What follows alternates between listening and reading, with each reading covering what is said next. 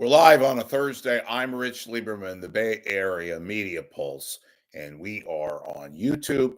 Thanks for joining the show. Frequently I use the term chops, acumen, news savviness, and I have frequently lamented the fact that we don't have anybody, anchors in the Bay Area that we used to have, that there is no one even remotely close to some of the great people that we used to have in this market. And, look, a lot of it was timing, a lot of it was the era in which we were in.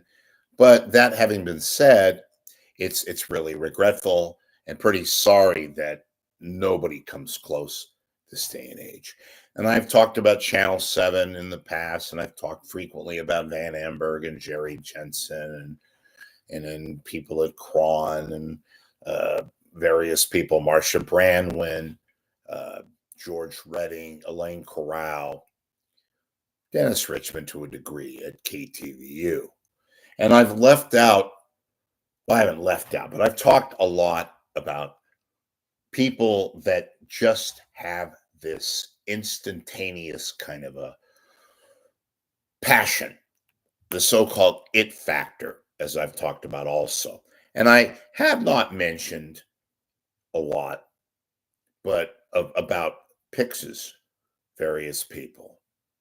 But I'm going to mention them now. I'm going to talk to what I regard as the it factor and how these folks personified that I speak about quite frequently.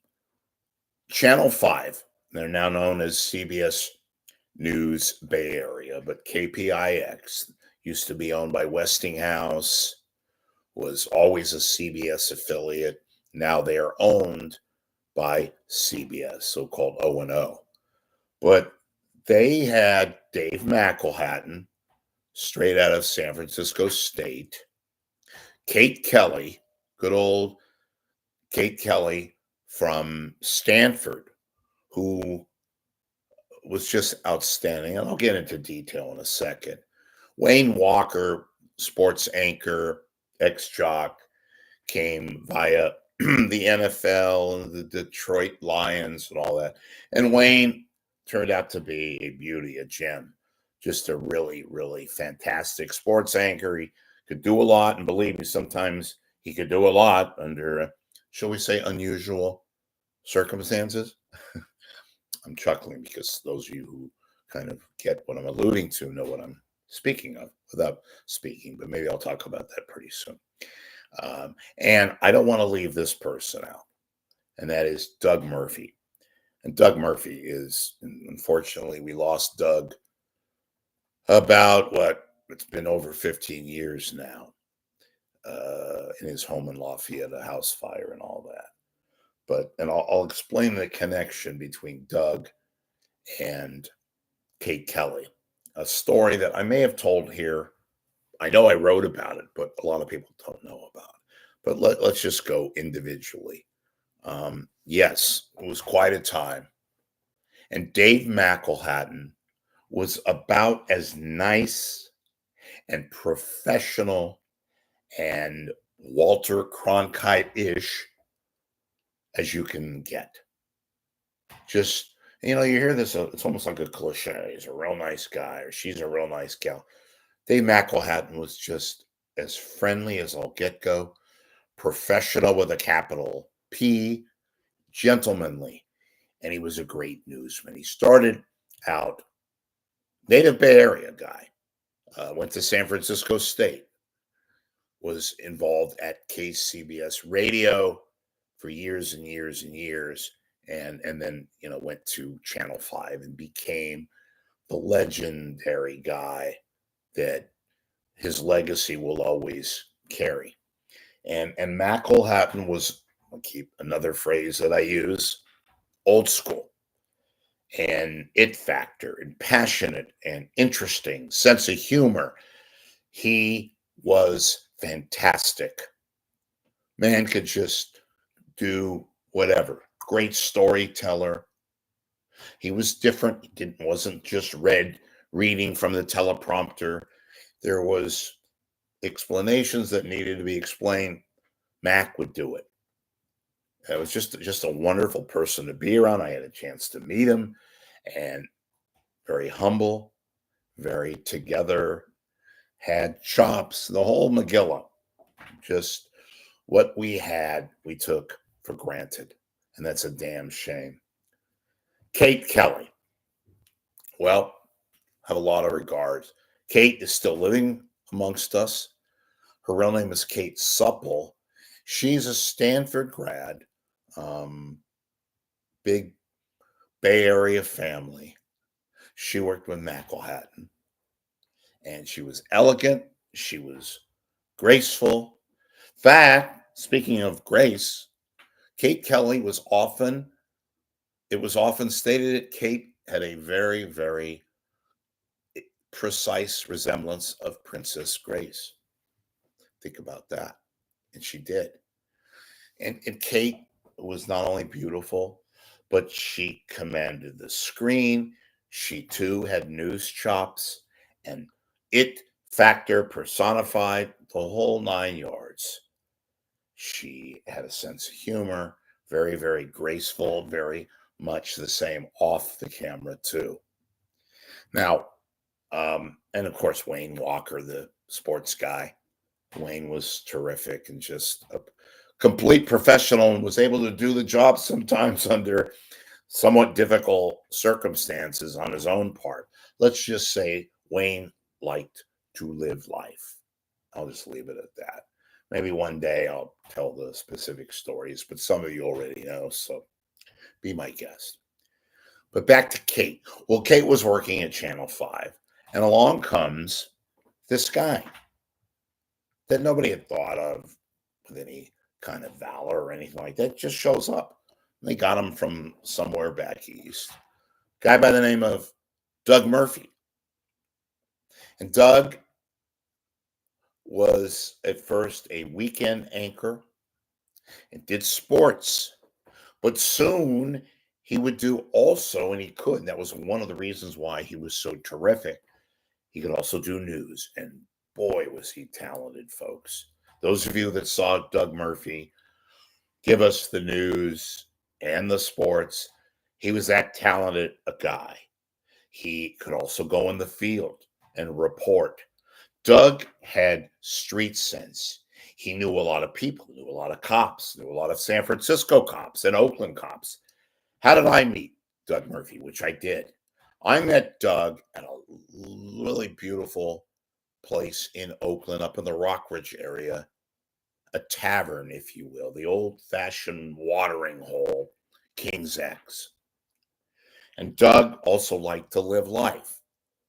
Smoked a lot of cigarettes, drank his favorite drink. He didn't really drink much other than Amstel Light. He was a very, very, very much in love with Amstel Light. So, but he never drank while he was on the air, obviously.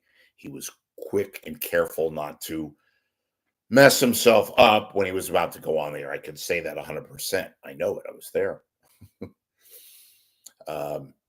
Doug was so talented and so frenetic, and just talk about it factor and all this other stuff. Very much a force at Channel 5. Doug ended up meeting Kate Kelly, and Kate and Doug dated for quite an extended amount of time. But Doug's largesse off camera was difficult for Kate to maintain a relationship with Doug, although she very much loved Doug. And I'd heard through the grapevine, I didn't ask her directly, she would have married Doug Murphy, who, by the way, ended up having a really terrific encounter with a woman. They had children, Asian woman, I believe, from the Cocoa County area. Doug ended up living in Lafayette, where tragically he passed away almost 15 years ago. Real sad story. Anyway, but Doug and Kate were quite an item. And just both again, I always talk about news acumen, chops. I use that term. And Doug was a news guy, heart and soul news and news and news, but he could also do sports. A lot of people can't do that kind of simultaneous stuff. Lots of people try, but they can't. I think the closest person to even come near where Doug was about 10 years ago. Mark Ibanez was doing news, and Mark probably could have handled the chore, but that's about it. And Mark, of course, did sports for over 40 years at KTVU. But, when I talk about people that have an it factor, I'm talking about command of the screen and having the ability to interview, to think on your feet and ask questions without having to look down at your notes, and having that edge, which comprised a lot of Mcelhatton's features. He was solid, as was Murphy, as was Kate Kelly. I have to reemphasize again, Kate Kelly is alive today. But you have lots of people who look like they have chops, who look like they could read the teleprompter, but have passion and have that edginess that are on the air today. But no, they're robotic. They lack charisma. And I'm not talking about the charisma where you jump up and down and you're screaming and all that. Mcelhatton was about as quiet and about as forceful as you can be. Combining that, imagine it, forceful yet polite. And Dave, in his later years, endured quite a bit of tragedy. I believe he lost at least two wives due to cancer, and still had this magnificent personality. There's an interview on YouTube that you guys could get. I've alluded to it. He interviewed Van Amber. I think it was the only interview locally. I tried my best to get Van, but that Van gave an interview and they're sitting in his house in El Cerrito, they being Van himself and Dave Mcelhatton. He talked about the business. He talked about Channel 7 and yada. Very, very, very interesting piece. Go look it up and watch it. You'll discover quite a bit. It's a really good watch for about 15 minutes. So, yeah, Mcelhatton gets noted, as he should. But, we have had so many other great anchors like Pete Wilson, Dennis Richmond, um, obviously Van. I've mentioned a million times Van Amberg and Jerry Jensen and all that. And Dave gets noticed, as he should. But, Pix had these real outstanding people like Kate Kelly, uh, uh, people that had magnificent branding. Wayne Walker, Kate Kelly, Dave Mcelhatton, Wendy Takuda, although Wendy had her own issues in life, but we won't go there now because it's not the purpose of this broadcast. Purpose of this broadcast is to note people and to highlight the fact that you have ordinary people and robotic anchors, and you have just magnificent and above the the average category to super duper. And I loved Dave Mcelhatton. He was just as eloquent off the camera as he was on the camera. And if you met him on the street, or if you met him out and about, what have you, gentlemen, a real scholar, a nice person. Same thing with Kate Kelly, full of pizzazz and valor and all that. And yes, even Dave, Wayne Walker, just a great person to be around. Doug Murphy. Doug was a character.